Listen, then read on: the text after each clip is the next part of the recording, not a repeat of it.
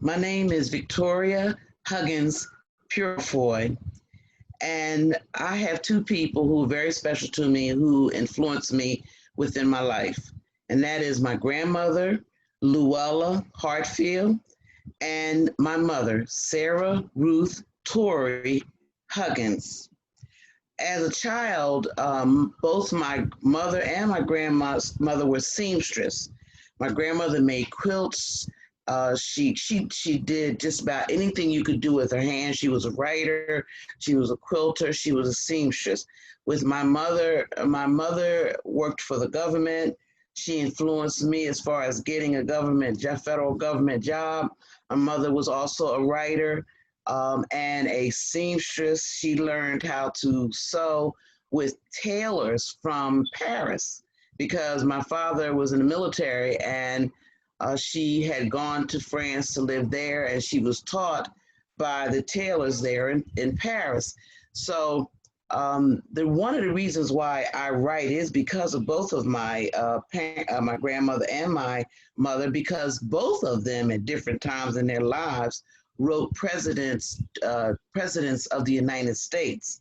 And in both cases, it was because they were trying to get child support from their spouses, and the government was instrumental in making that happen. But in one case, in my grandmother's case, the president wrote her a letter and sent her a check too.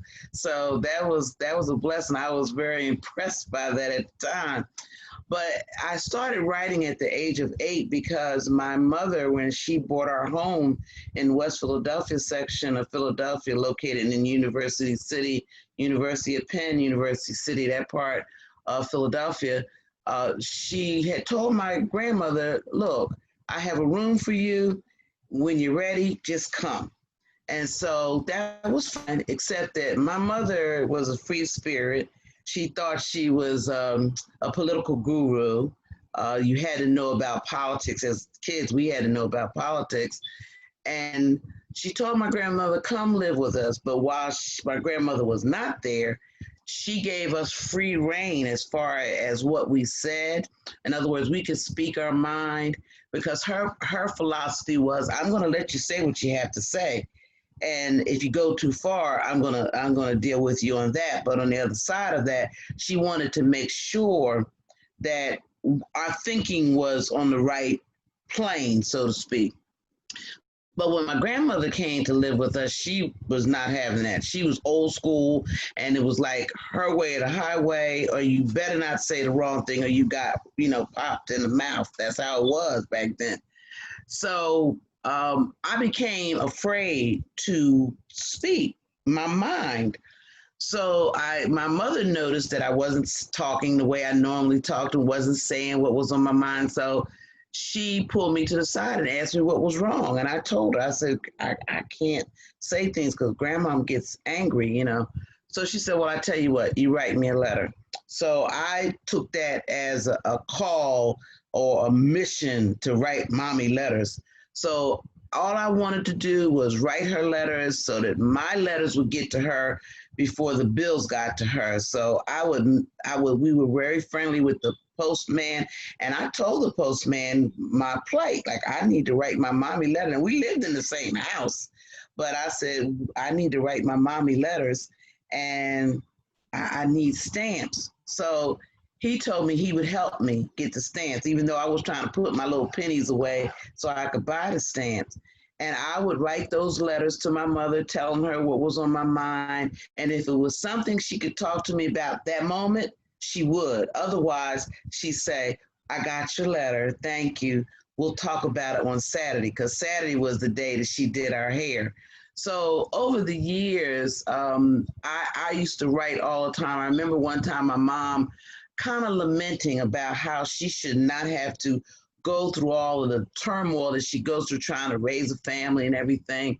And she said, I should have been Queen Nefertiti's. I shouldn't have to go through all this. And I wrote her a poem. I don't even recall what the content was, but in essence, it says, Mom, you're already a queen. You don't have to be like anybody else. You know, you make the best food, you sew the best clothes, you do everything right, you work hard every day. You already a queen in my eyes. So the rest pretty much is history. I just write, and all the jobs that I ever had, I had to write. So when I retired in 2007 from the federal government, my sister announced to the audience at my retirement party, Victoria is officially an author.